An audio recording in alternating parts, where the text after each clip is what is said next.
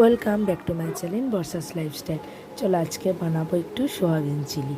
তো সোয়াবিন চিলির জন্য যা যা লাগে সেগুলো নিয়ে নিয়েছি। ক্যাপসিকাম নিয়েছি, ধনেপাতা নিয়েছি, কাঁচা লঙ্কা কুচি নিয়েছি আর আদা কুচি নিয়েছি। আর কর্নফ্লাওয়ার তো আছে, এটা তো লাগবে। আর সোয়াবিনও সেদ্ধ করে নিয়েছি। তো আজকে সব কিছুই দেবো, এর মধ্যে শুধু দেবো না পেঁয়াজ। কেন দেবো না সেটাও তোমাদেরকে বলছি। তো আমাদের এখানে হরিনাম হওয়ার কারণে তো ডিম, মাছ, মাংস, পেঁয়াজ এগুলো তো খেতে নেই, তাই নিরামিষই বানাচ্ছি। নিরামিষও কিন্তু খুব টেস্টি হয়, কারণ যা যা দেওয়ার সব কিছুই দেবো, শুধু পেঁয়াজটাই দেবো না। তো সোয়াবিনগুলো একে একে ভেজে নিলাম। ভেজে নিই এবারে ওই কড়াই তেলেতেই ক্যাপসিকাম কুচি, আদা কুচি, তারপর লাস্টে কাঁচা লঙ্কাটা দেবো। একটু ভেজে নিই, হালকা করে ভেজে নিই। একে একে সসগুলো দেবো, যেমন আমরা চিলি চিকেনে দিয়ে থাকি আর কি, সেই সসগুলি। টমেটো সস একটু দিয়ে দিচ্ছি, একটু চিলি সস আর একটু অল্প সোয়া সস।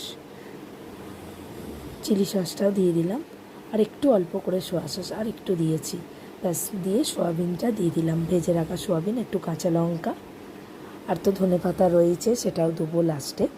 তো একটু হালকা হাতে একটুখানি নেড়ে নিলাম, আর অল্প একটু সামান্য জল দেবো, যাতে এটা একটু সেদ্ধ হয়, ক্যাপসিকামটা বা ধনে। আর এমনি তো সোয়াবিনটা সেদ্ধ করাই আছে, অল্প একটু জল দিলাম, দিয়ে একটু সেদ্ধ হয়ে গেছে। তো এটা গোলমরিচ গুঁড়ো একটু দিলাম, যাতে একটু টেস্ট হয়, একটু ঝালও হয় যাতে, যেহেতু কাঁচা লঙ্কাই দিয়েছি শুধু। তো একটু হালকা করে নেড়ে নিলাম। এটা তো হতে খুব একটা বেশি সময় লাগে না, তো হয়েই গেছে চটজলদি। কিন্তু এই খাবারটা রুটির সাথে খারাপ লাগে না, খুব ভালোই লাগে। একটু ধনেপাতা কুচানো, ব্যাস। দেখো হয়ে গেছে রান্নাটা। কেমন লাগলো অবশ্যই জানো। সকলে ভালো থেকো।